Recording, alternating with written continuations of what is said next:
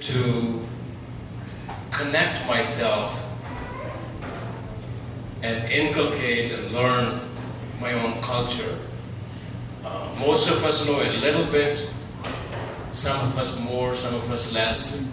And I started exploring the different venues we had. The only temple we had that time was in Queens.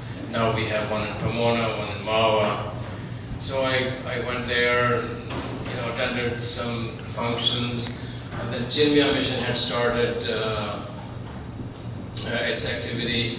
Swami Chinmayaji started his Western mission in the 70s, and now it's spread all over. We attended two of their family camps. And I thought that I need to connect somewhere where it can be more regular, fun, and still inculcate in ourselves and in our children the basic values of where we come from. It's very easy to get marred by the materialistic ambitions of the West.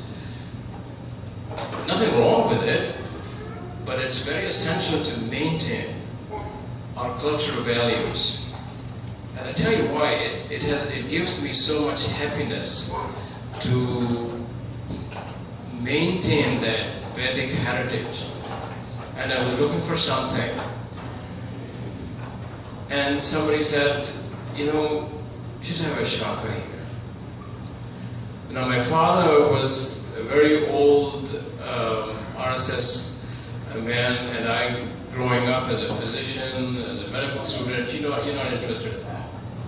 But when your own children begin to grow in front of you, and you want to do something, so you don't lose yourself in the mainstream of the society and all the ills that you have with it.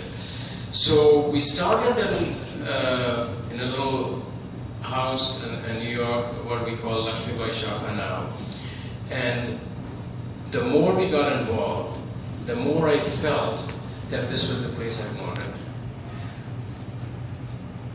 And we got connected with more and more people, which gave us a feeling of a little cohesiveness that does not exist anywhere else. How many of you are new to HSS? Can you raise your hands? So there's a fair proportion of people, and you can learn your values any which way you want. But the idea of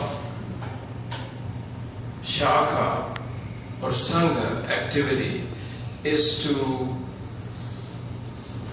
make ourselves more useful and original citizens of this world so that we can make a positive contribution to the people around us. We all have different areas of work, but there is one thing that connects us, and that is our values. And we have to inculcate those, learn those, and maintain those. I have learned much more. I think I'm much more aware of myself now than I was 25 years ago. And that was basically because of what we started here, be it yoga, be it Krida, be it the Bautic. You get introduced to your scriptures. But this fun activity that you have had here over the past couple of days, if you enjoyed it, or any part of it, would be a very good indication of what goes on with the Sangha. We started with one, I think it was late 90s, 98, 97, and then we moved into a temple. Pomona temple was built. Luckily, I was a part of that, and we had some difficulty starting out there, but we are growing. Then Saiji and party started in Shivaji Shaka, the one started in Queens. Now we have one in Connecticut, and I heard there is a sixth one. So the idea is to build and be a part of a happier, successful society. The most important aspect of this has been where the West meets the East. We have the Western values. We see them.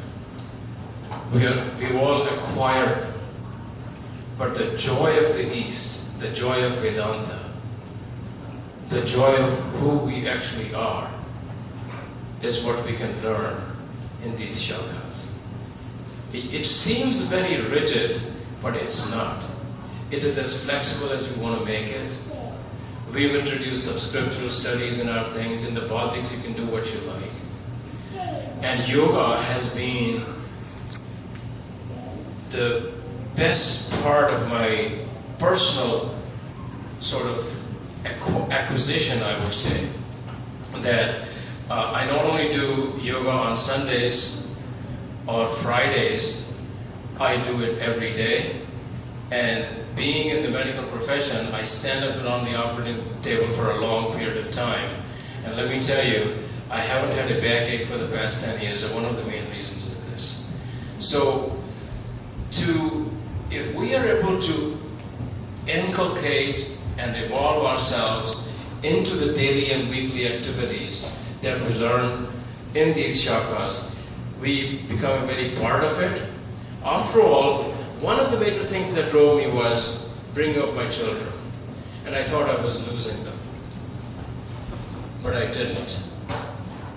Doesn't matter what they do in their lives, certain values have been imbibed into them, and they will stay with them.